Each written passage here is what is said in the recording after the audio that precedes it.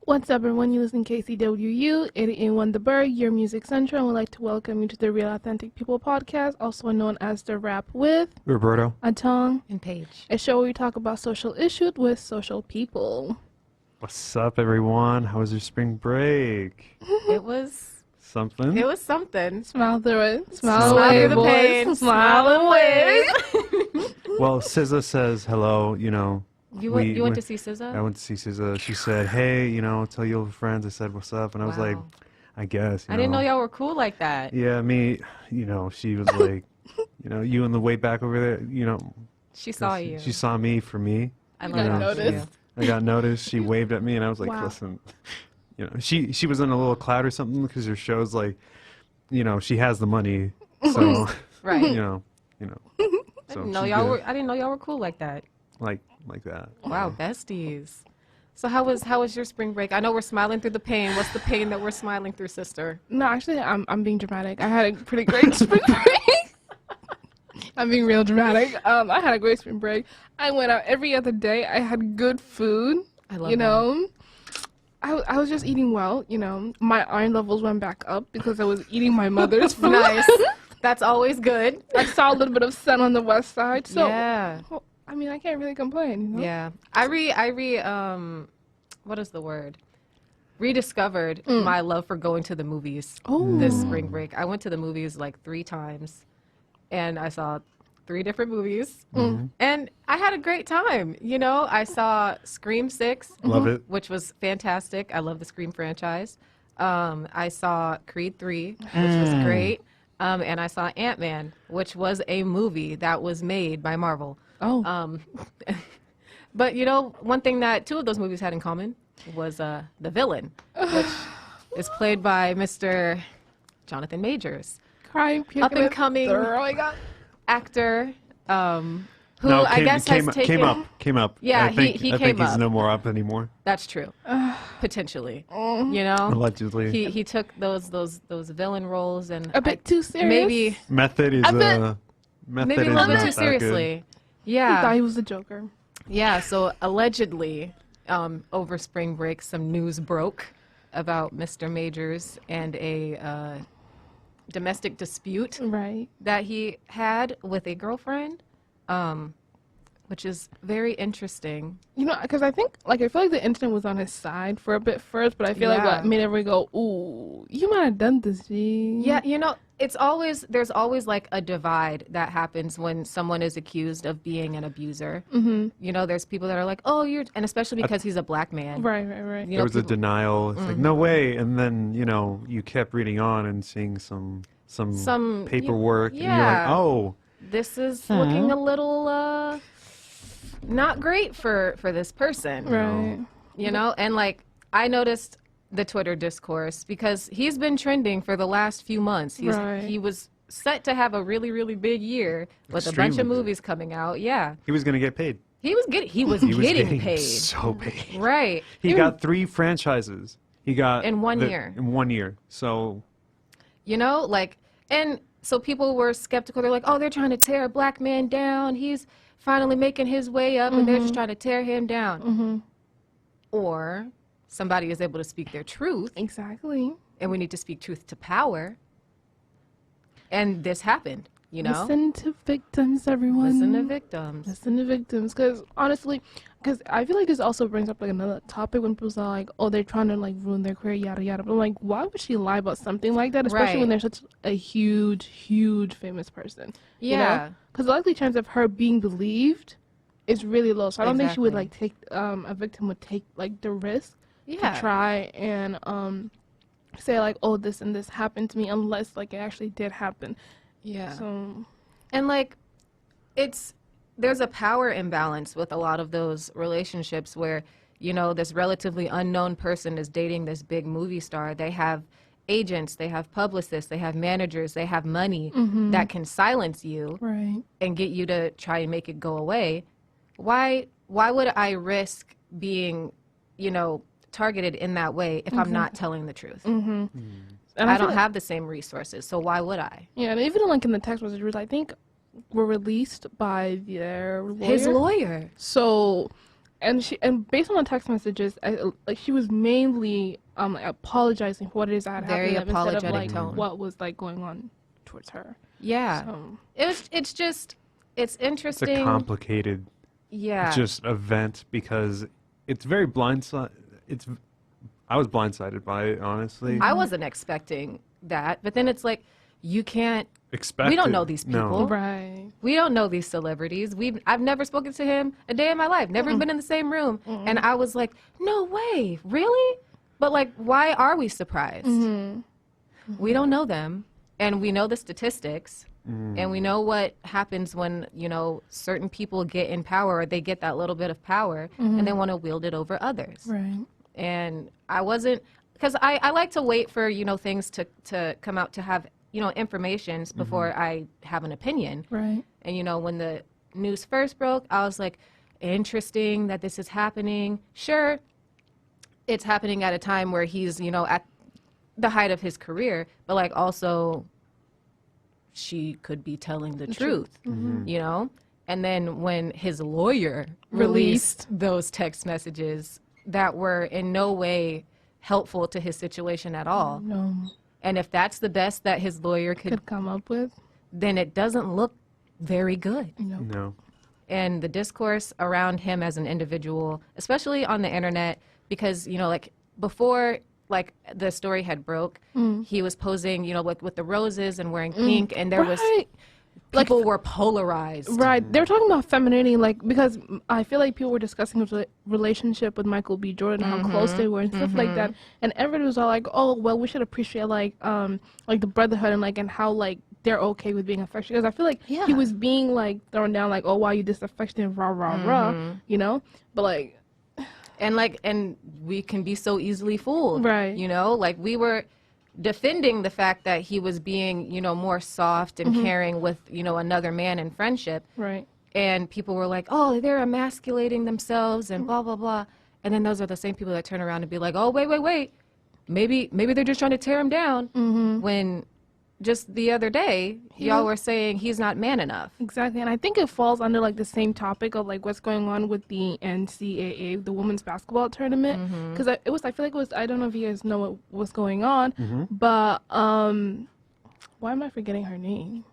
Angela Reese. And this other girl, Kaylin, I think she plays for Iowa, and then they play for LSU. Yeah. And I feel Kaylin was like doing like the same type of move where she was like taunting like a different player when they were playing on the court. And then Kaylin also did the same thing to not Kaylin. Angel also did the same thing to Kaylin during the championship games. Right. But like all the stuff that was coming out about her was like completely like disrespectful stuff. And I feel like I remember one, I forgot his name exactly, but he had called her like a classless piece of blank. And I was like, sir. And it's so... It's weird to me because I'm like, don't sports fans like flip cars? Right, like they Philadelphia, live for the drama. They love drama. Like, so what and that's the problem, like, because men are allowed to express that sort of emotion on the court. They're allowed to be cocky. They're allowed to, taunt the other players and flaunt the fact that, I'm a good player, yada, yada, yada. But then, and people were eating it up when it was just Caitlin Clark doing it. And I'm not going to, diminish her talent because I went to one of the games and I saw her play. She's really good. Right. And this is not a slight to her, but nobody was saying nothing about her behavior on the court when she was acting that way. Matter of fact, they made a it's like a compilation of all of her tauntings, and they put it up. I was like, girl. And my thing is, like, if you're that good, yeah, why not? Because that's the sport anyways. The men do it, so why can't the women do it? Right. And also, like, First Lady Jill Biden, too, when she was all like, oh, like, well, of course, LSU is invited, but we'll also be inviting Iowa State to, like, come to the White House. And it's like, when has that ever happened? There was only one winner. So why are both teams invited? Because I know that if it had gone the other way and Iowa would have won the championship, LSU would not be invited to go to the White House. Nobody would be checking for them. Nope. In fact, they'd be probably posting, clips of them crying, showing emotion, because that's what they always do to black girls in sports, especially in sports. They're not allowed to express themselves. And LSU, it was another thing with LSU or I don't, it might not have been LSU, but it was another like predominantly black team. This girl had been like basically memeified when she was crying after losing a game, and people were making like jokes about it and making light of her emotion and like, but they don't do that with white girls, Right. who are emotional about their college career in basketball or anything like that. They're like, we need to have Sympathy. empathy and I feel for her. She's whatever. She's passionate about her Yeah, sport. she's you passionate. Know? Girl. But when a black girl does it, she's vilified on the internet. She's classless. She's a poor sport. Why? Because she's good and she's letting other people know that I'm good at what I do. that I'm good at what I do. Move on. Like, you know? And so, I don't know. I just feel like... But I feel like also like extends to like other parts of like black women's experience, especially in the corporate world. You can't be too good at what it is you do. You can't be You too good. Because as soon as you're, I don't want to say too, like as soon as you start showing that you can do all things, everything gets dumped on you, but you don't get any form of like credibility. And then like they're more like hypercritical of any mistake that you make. Because I know like, because they're going to have more games. When LSU play, I know like if they play next year, when they play in the new season and they lose a game, best believe the internet's coming for them. Oh, yeah. Oh, they're coming for them. People love to humble a confident black woman, a confident BIPOC woman. They don't like to see us loving ourselves and taking pride in what we do and what we're good at and our strengths, because the world isn't set up for us to succeed anyways. And so they don't like when we do. Or we're prevailing over somebody who the system was built to uplift. Right. And they see that as an injustice. It's not an injustice. The fact that I had to work this hard to even get half this far is the injustice. Exactly. And the fact that you don't see me as an equal on this playing field is the injustice. Not the fact that I'm here. It's the fact that it took me twice as long and however much more effort to get here. Right. When it shouldn't have been that way. Should have been. And It's like- speaking of injustices, Right. There's a really big one going on right now. So many. Yeah. So there's this act, right? The Indian Child Welfare Act that basically protects Native children that are in foster homes or in the process of adoption. And basically what it does, it protects those children and says, you know what, let's give the first rights to adoption towards Native family, extended family, or even people just in the tribe. But recently, it's been wanting to be overturned for no reason. It's just like, oh, let's overturn it so other families can adopt these Native kids. And what that does, it kind of almost guarantees that all those kids grow up without the culture they're around. It erases that culture. It's like a form of eugenics. Exactly. Yeah. So the bill was passed a long time ago because of that, because hundreds of thousands of Native kids were being adopted, and there was like, oh, well, you know, because that mentality of like, kill the Indian, save the man was still around, and it still is. They were like, yeah, you know what, you're just American, you know, you're white, Right. or things like that, or you're Mexican, and that erases the tribe that is here in America. And we won't really know what the results will be until June, because that's when they'll finally have a final say on whether they're going to keep it or take it out. And right now, I'm seeing a lot of people talk about it on TikTok, on Instagram, like, oh, sign here and hopefully protect this act, because if not, it'll just add on to the erasure of Native cultures here in America. So with the Indian Child Welfare Act, what, like, are they saying that they have the liberty to take a child directly away from their family? Yes, it gives the state full control on who adopts and take cares of the kid instead of like the tribe in which the child was born in.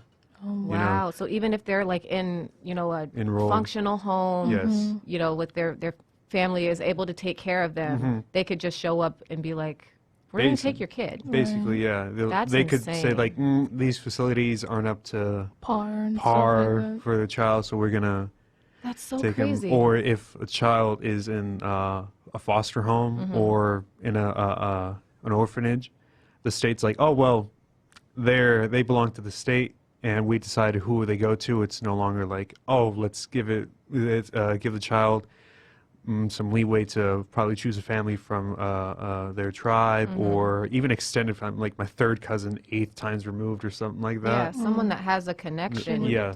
to that. No, it's just, oh, anybody can adopt these kids first. So, I don't know much about like life on reservations. Yeah. I know that like the government doesn't provide support to, the reservations and the people residing on them. And so I assume that they have like their own like adoption centers, agencies and whatnot, or no? It's basically like the state. So if the state has an agency or even facilities, then they'll go there. But if not, it's definitely like, oh, well, we don't want you to have the child. We don't want to take care of it either. So it's Right, just, because like that's the problem. Like there's so many children in foster care, in orphanages, in group homes that you want to add more to an already like they're not taking care of them, at least not sufficiently.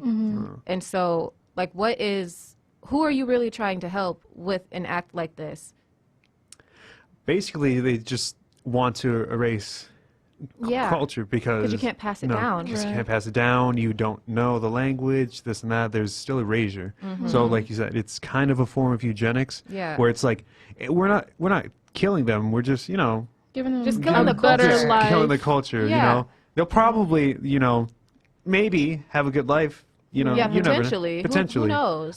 Maybe. Allegedly. Isn't it where like CPS comes into like child protective services comes into play? Because I feel like usually they can like just because if your child protective That's services, where it gets iffy because they the have a lot federal of land. power. No, Yeah. because the federal land. So it's very much like the federal government needs to go in and take them out.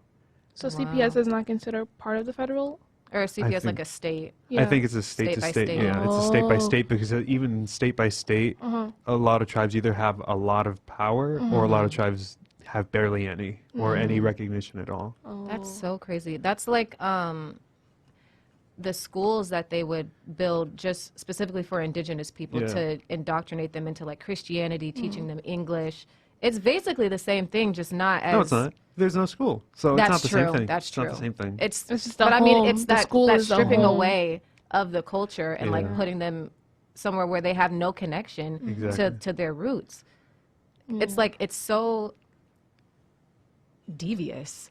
It's devious and it's erasure. Yeah. It's just constant erasure because you would think it's like, oh my God, they like took them from their home. Like It's like it's layered. Yeah. It's not just taking away from like your parents. It's like your being, Yeah. because indigenous cultures are like very connected. How do you And residential schools weren't like, I think it was the 1930s when they were like, yeah, we should stop doing this. But in Canada, they stopped doing that in the 90s. Wow. Like That's residential insane. schools were all closed down in the 90s in Canada. I believe it was 97 where the last one was like, hey, yeah, this is kind of bad. Let's stop doing this. It's so wild how long it takes for people to realize that like you're people. Like it's not just like, oh, it's just this group. No, these are literal human beings with history and importance and value that they can contribute to society. We can learn a lot. The native people. We can learn a lot. Especially so it's how just, to manage environments. Yeah, Yeah, because, exactly. who's been here the longest? Exactly. Yeah. And the land was thriving. And now look at it. No, Desolate wasteland. A lot of fires. Fires, Fires. like environmental disasters because of industrialization, capitalism, colonialization, racism, a lot of things. all of the isms. If it's an ism, it's probably the result of that. Yeah, because that is sick. What state? Isn't there like a state that usually has to like lead it? It's a state, and I am 100% sure it's Texas. Yeah. Not surprised. That sounds kind of correct. I feel like No, the it stuff was, that it I've was heard. Texas. Yeah, it was Okay. Texas. That doesn't surprise me. No, not at all. We're big in Texas, don't they? Really? How can we like support the not to like to not make remove this the go act. through? Yeah. Basically, just sign signatures. Always good. Talk to your, congressman, congresswoman, anybody that has any political power over this, especially tribes. Like, hey, what can we do? Probably hit them up. So. Yeah, because that's so wrong. And in this day and age, it's like, how are we letting that happen? Exactly. You know?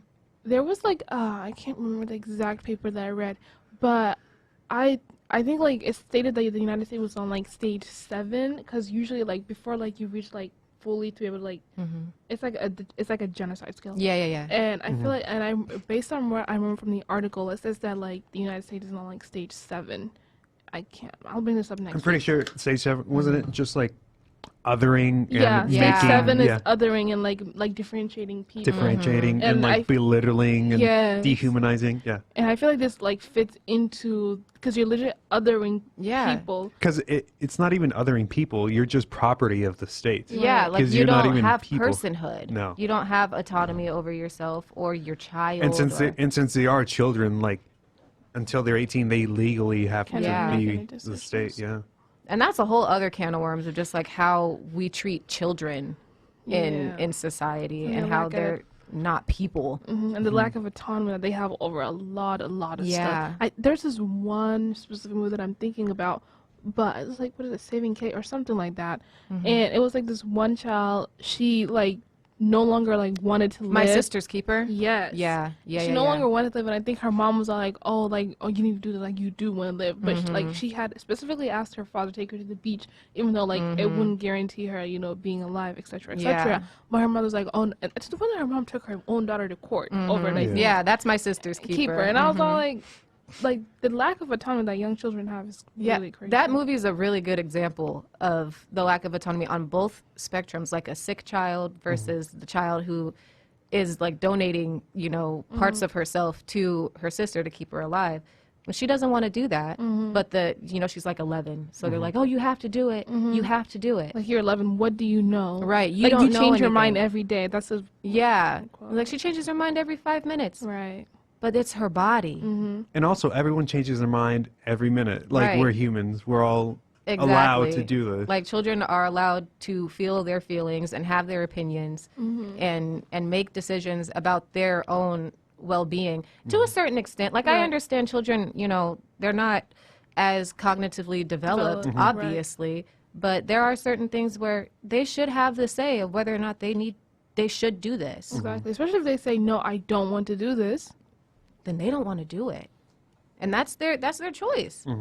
It's just the way that society is able to suppress any group of people based on whatever like categorization they have, whether it's a person of color, an undocumented person, a child. It's so crazy that the way that our society is set up it's so easy, and it's so like you don't see it until you like really look at it, Very interesting, our society. We live in a society. Society. We are society. It's true. That's true. But Sadly. being aware of, the injustices and ways that we can at least, mitigate those ideas from being passed around. Do my part and not be ignorant and try not to be ignorant. But yeah. Let's move on to a happier topic, all these. Yeah. Well, a happier topic. We are graduating. Yes, we are. Me and Roberto. It's just going to be the A next year. I know, just the A. I feel like this falls to another issue that children face within society, and it's abandonment. It's abandonment. I'm so sorry. But we must do go. better. We must do better. Yeah. What But do you mean better? Does that mean I'm not better right now? you're doing Listen, amazing, you're great. sweetie. You're amazing. you know how good you are. And we love you. And we're not leaving until, June. Yeah. So we're here for a few more episodes, and then some transitions will be happening. Maybe some new guests. Yeah, some new hosts. Ooh, permanent. Maybe, Who knows? Who knows? Who knows what the future holds? You will be okay. But in light of this being our like last quarter, me and Roberto's last quarter, sorry. We wanted to Sorry, take we a- want to graduate with a degree. Sorry, I want to get my degree. Make a life for myself. We wanted to take a little walk That is not down. a crime. It's not a crime. It's not a crime. Choose me, Lucius. I gotta put me first. I gotta put me Gotta first. put No, me no, first, truly Lucius. gotta put ourselves first. No, really, I have to go. I'm so sorry, but Can't I do it again. must I go. can't do it can't again. do this again. I don't think I'd last another year, another quarter. This is it. This is it. But in light of this being our last quarter, we want to take a trip down memory lane. And you can also take this trip now. Yeah. I will. I'm leaving next year, folks. Exactly. See, your time will come. Your time will come. But yeah, let's talk about our favorite freshman year memories. I think my favorite freshman year memory truly has to be the day I realized what my major was going to be.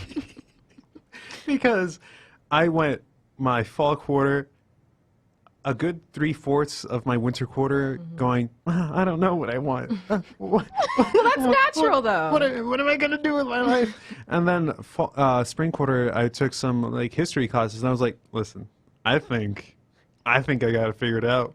This is it. So, yeah, that one was the happiest memory, just like overall. But my second happiest memory was realizing, like, oh my God, the professors are so laid back. I don't Yeah. have to write in cursive. Did you learn like cursive growing up? I learned cursive when I was in like 3rd or 4th grade. Yeah. Yeah. You completed Yeah. Yeah. the cursive unit? Yeah. We did like 3 days. I learned the Oh, alphabet no. and then she was like, all right, moving on to fractions. No. And we never came back to it. No, So especially back in Africa. Oh. Baby. yeah. It's nothing They but got the- y'all Every- together. Oh, listen. Almost every single African that I come across that went to school back home, their handwriting is crystal clear, beautiful. I'm like, I know how they taught you. Yeah. I cannot relate. Cannot No. relate to that. All of high school and middle school was cursive, and then when I wrote in Wow. cursive, and the professor was like, "Please do not write in cursive. I can't read it. It's not your fault. I just can't read it." I was like, Oh, okay. Okay. I'm sorry.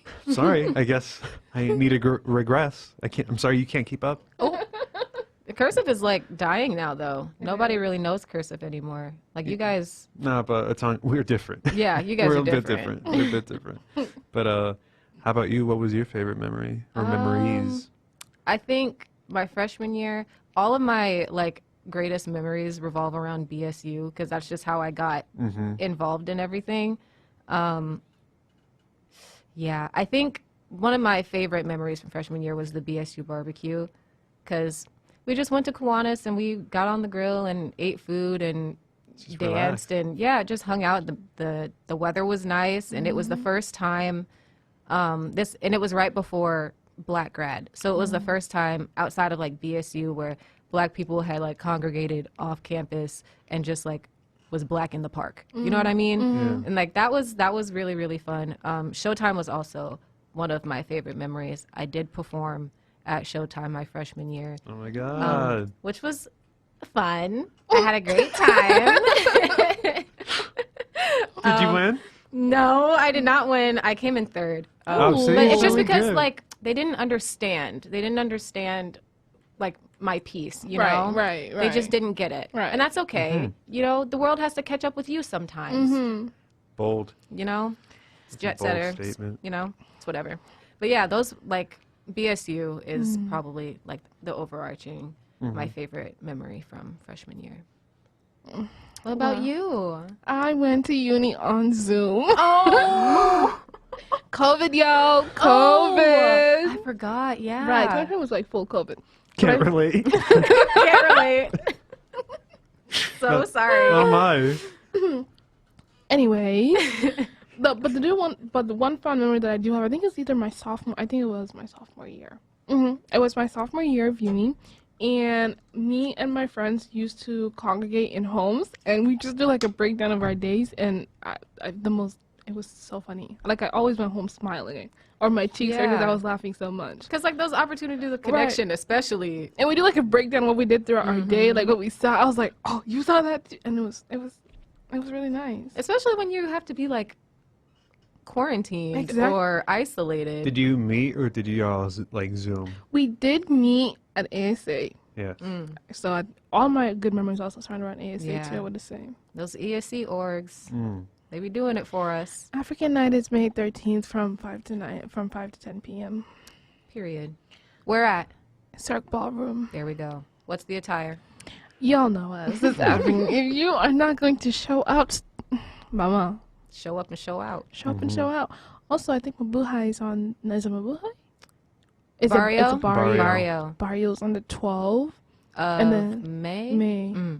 Which I is don't- plugging in. I love it. yeah. I love it. You got to. But we do have one more special event that's actually happening Showtime. this week. Oh, Showtime is on the 23rd. Oh, no, the 22nd. 22nd. April 22nd. It's on in the April Cirque 22nd. Ballroom at 7 o'clock. And also, What's the attire?